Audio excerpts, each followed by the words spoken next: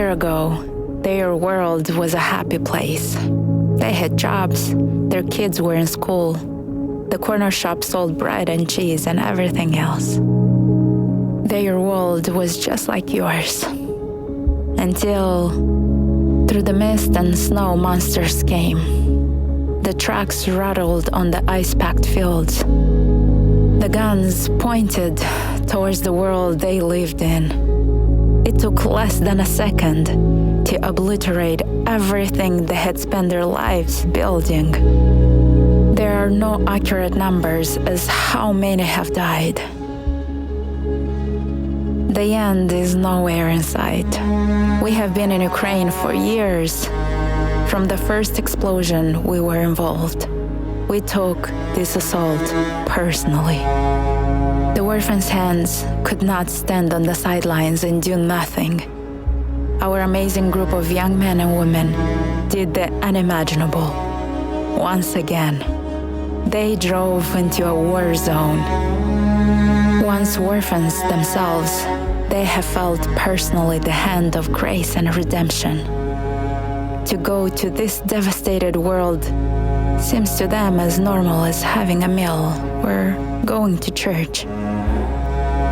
They drove for hours, unable to stop and stretch their legs, as inches on each side of the vehicles were live mines. Every few miles, they were stopped at checkpoints by nervous soldiers. They were running along the line between the Russians and Ukrainians.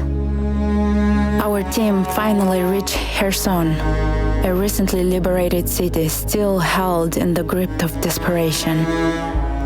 They had brought food, wood-burning stoves that will save lives in the bitter, deadly cold that is to come. They brought blankets that, to many, is the only barrier between survival and death.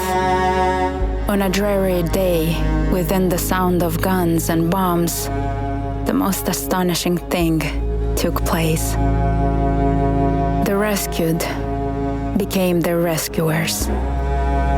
Hundreds waited in the rain, shuffling along in a line that ended up in love. A smile, bread, fish, and words of care from the heart of the redeemed. As they traveled, they came across bombed-out villages, scarred by the strafe of bullets, destroyed by the land ships of death. Their water, electricity, and everything else was gone, but the wood and stove had become the guardian against the deadly cold. We know it is impossible for most to even imagine this world.